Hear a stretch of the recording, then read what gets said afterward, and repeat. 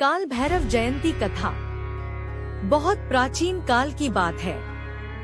सृष्टि के तीनों देवता ब्रह्मा, विष्णु और महेश अपने अपने कार्यों में तत्पर थे। ब्रह्मा सृष्टि के रचयिता थे, विष्णु उसके पालक और महेश अर्थात शिव संहारक। परंतु एक बार तीनों देवों के बीच यह विवाद उठ खड़ा हुआ कि सृष्टि में सबसे श्रेष्ठ कौन है। विष्णु जी ने विनम्र भाव से कहा, हे ब्रह्मदेव, आप सृष्टि की रचना करते हैं, परंतु मैं उसका पालन करता हूँ। दोनों ही कार्य परम आवश्यक हैं। परंतु ब्रह्मा जी को अपने सृजन कार्य का बड़ा गर्व था। उन्होंने ऊंचे स्वर में कहा, सृष्टि की उत्पत्ति मेरे बिना संभव नहीं। मैं ही सर्वोच्च हूँ, बाकी सब मेरे अधीन हैं। उनका यह अहंकार बढ़ता गया। धीरे धीरे उन्होंने भगवान शिव के प्रति भी अनादर का भाव प्रकट किया। बोले, शिव तो केवल संहार करते हैं, वे विनाशक हैं, सृजन नहीं जानते। ऐसे में वे मुझसे कैसे श्रेष्ठ हो सकते हैं। ब्रह्मा जी के इन अहंकारपूर्ण शब्दों से संपूर्ण लोक थर्रा उठा। भगवान विष्णु ने उन्हें समझाने की बहुत कोशिश की, पर ब्रह्मा जी का घमंड कम नहीं हुआ। तभी अचानक आकाश में एक तेजस्वी अनंत ज्योतिस्तंभ प्रकट हुआ। वह इतना विशाल था कि उसका कोई आदि या अंत दिखाई नहीं दे रहा था। वह स्वयं भगवान शिव का रूप था। उस ज्योति से एक गंभीर वाणी निकली, ब्रह्मा, विष्णु, इस ज्योति का आदि और अंत खोजो। जो इसे ढूंढ लेगा वही सृष्टि में सर्वोच्च कहलाएगा।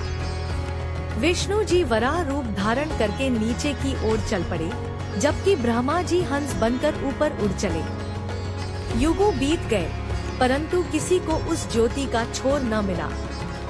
विष्णु जी ने विनम्रता पूर्वक लौटकर स्वीकार किया, प्रभु, मैं असफल रहा। यह ज्योति अनंत है। लेकिन ब्रह्मा जी लौटे तो उनके भीतर का अभिमान और बढ़ गया।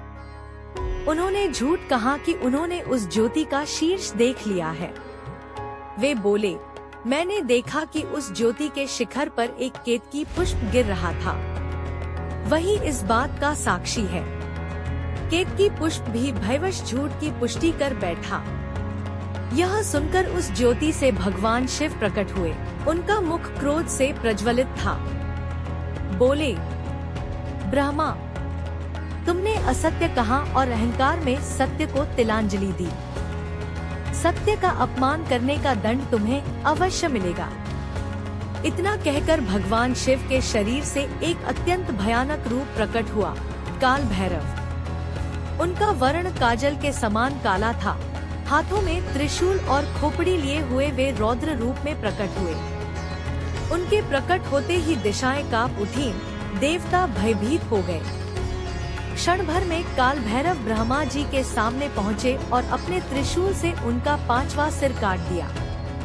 वही सिर जो अहंकार और असत्य का प्रतीक बन गया था।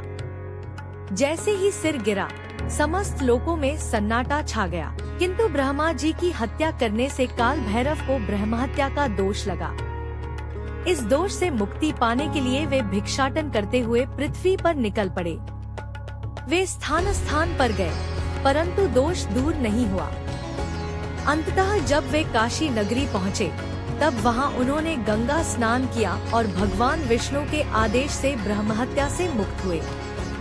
काशी में ही उन्होंने निवास किया और भगवान शिव ने उन्हें आदेश दिया, हे काल भैरव, अब से तुम इस नगरी के कोतवाल रहोगे। कोई भी भक्त मेरी पूजा तब तक पूर्ण नहीं कर सकता जब तक वह पहले तुम्हारी पूजा न करे। तभी से वाराणसी में भगवान काल भैरव को काशी का कोतवाल कहा जाता है। यह कथा हमें सिखाती है कि अहंकार सबसे बड़ा शत्रु है। ब्रह्मा जैसे सृष्टिकर्ता भी जब अभिमान में डूबे तो उन्हें अपने ही कार्यों का फल भोगना पड़ा। भगवान काल भैरव का जन्म यह स्मरण कराता है कि सत्य और विनम्रता ही वास्तविक ईश्वर भक्ति के आधार हैं।